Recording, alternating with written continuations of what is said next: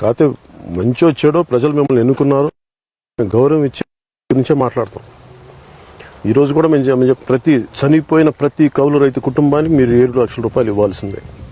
ప్రతి రైతు కుటుంబానికి మీరు 7 లక్షల రూపాయలు ఇవ్వాల్సిందే. మీరు ఇచ్చే వరకు మేము ఈ సమస్యని ప్రజలందరి దగ్గర తీసుకెళ్తాం. మేము చేయగలిగేది చనిపోయిన ప్రతి కౌలు రైతు కుటుంబానికి మా వంతు సహాయంగా 1 లక్ష రూపాయలు తీసుకెళ్తాం. అన్ని జిల్లాలు తిరుగుతాం. ఇది మొదటి విడతే అనంతపురంలో, ఇంకా 2 విడతలు ఉన్నాయి. అన్ని జిల్లాలు తిరుగుతాం. నేను ఆపేది లేదు. చనిపోయిన ప్రతి రైతు కుటుంబానికి మా భరోసా కల్పిస్తాం. అలాగే దారిలో మాట్లాడుతున్న బాబు అనే రైతు ముస్లిం రైతు కుటుంబానికి కూడా బిడ్డలు చక్కగా మధ్యలో చదువులు ఆపేశారు. 2 ఆడబిడ్డలు, వారికి అదే చెప్పాను. వ్యక్తిగతంగా నేను మా నాయకులందరం కలిసి ఒక సంక్షేమ నిధిని ఏర్పాటు చేసి, ప్రతి జిల్లాకి ఆ జిల్లా సంక్షేమ నిధులు లాంటిది ఒకటి ఏర్పాటు చేసి, నేను దాంట్లో సగం వంతు నేను వ్యక్తిగతంగా ఇచ్చేలాగా, అలాగే మిగతాది స్థానికంగా నాయకులందరూ కొంత పోగు చేసి వారి బిడ్డల చదువులకు కానీ వారి విద్యా అవకాశాలకు కానీ వారికి ఇచ్చేలాగా ఆలోచన చేస్తున్నాం. అది కూడా ఇప్పుడు ముఖ్యంగా హలీమా, హసీనా భాష చదువులకి జనసేన అండగా ఉంటుందని నేను ఈ సందర్భంగా తెలియజేసుకున్నాను. సార్, జనసేన కౌలు భరోసా ప్రారంభించిన మొదటి రోజే అందరికీ ఎవరైతే కాంపెన్సేషన్ ఇస్తున్న పరిస్థితి ప్రభుత్వం ఎన్ని రోజులు స్పందించకుండా ఈ రోజే హడావుడిగా నిర్ణయం తీసుకోవడం ఎట్లా చూస్తారు? అంటే ప్రజల ఆగ్రహం చవి చూడాల్సి వస్తుంది. అంటే ప్రజాస్వామ్యంలో ప్రజల పక్షాన వహించే వ్యక్తులు, సమూహం, పార్టీలు చాలా బలంగా ఉన్నప్పుడు చర్యలు ఎలా ఉంటాయి, ప్రభుత్వ స్పందనలు ఎలా ఉంటాయి మనం తెలియజేస్తుంది. ఇదే ఈ రోజు కనుక మాట్లాడకపోతే, ఈ రోజున జనసేన ప్రారంభించకపోతే ఇలాంటి పరిస్థితులు వాళ్ళ కదలిక రాదు. ఏదో మేము లేని సమస్యలు ఎప్పుడు సృష్టించట్లేదు. చాలాసార్లు వైసీపీ నాయకత్వాన్ని కూడా చెప్తాం, లేని సమస్యలు మేము ఎప్పుడు సృష్టించడం, ఉన్న సమస్యలు చూపిస్తున్నాం. దానికి మీరు స్పందించి తీరాలని కోరుకుంటున్నాం.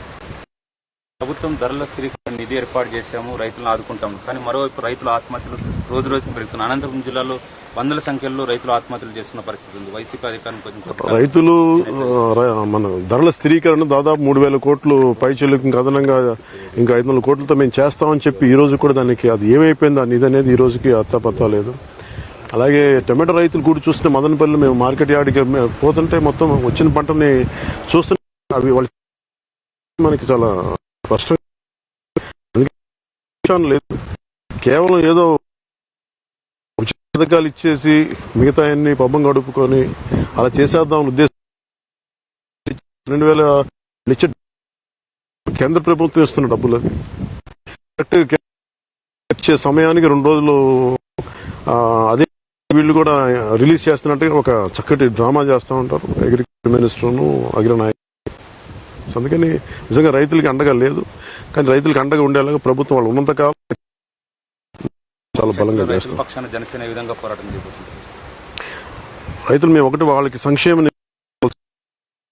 ధరల స్థిరీకరణకు సంబంధించి మటుకు చాలా బలమైన ఫండ్ ఒకటి ఏర్పాటు చేయాలి. అలాగే ముఖ్యంగా ఈ కరువు ప్రాంతాల్లో ఉన్న దానికి ఎట్లా లాభసాటి ఉండాలి. ఎందుకంటే నేను ఇజ్రాయెల్లో తిరిగిన వాడిని. దాదాపు నేల ఇలాగే ఉంటుంది, కానీ అక్కడే అది ప్రతి స్థాయిలో ఈ అగ్రికల్చర్లో ఎక్స్పోర్ట్స్ ఇలాంటి పరిస్థితి ఉండి కూడా అగ్రికల్చర్ బాగా ఉంటుంది, వ్యవసాయం చాలా బాగా లాభసాటిగా ఉంది. ఆ పరిస్థితులు ఎందుకు మనం చేయలేకపోతున్నాం నాకు ఎప్పుడు ఒక మనసును పట్టి పీడిస్తూ ఉంటుంది. ఖచ్చితంగా అలాంటి విధంగా ముఖ్యంగా నేను అనంతపురం జిల్లా కళకళలాడాలని మనస్ఫూర్తిగా కోరుకుంటాను. రైతు లాభసాటిగా ఉండాలని మనస్ఫూర్తిగా నేను కోరుకుంటాను. ఆ దిశగా మేము అడుగులేస్తా ఉన్నాం. మీరు అందరూ బ్లెస్సింగ్స్ కావాలి. రాష్ట్ర వ్యాప్తంగా ఎంతమంది రైతులని ఐడెంటిఫై చేశారు, ఎంతమందికి ఆర్థిక సాయం చేస్తున్నారు? ఇప్పటికీ చాలా వందలాది మందిని చూసాం. అదేంటంటే మేము దీనికి లెక్కలు పెట్టుకోలేదు సార్. ఎంతమంది అంతమంది మేము చేసుకుంటూ వెళ్ళిపోవడానికి సిద్ధంగా ఉన్నాం.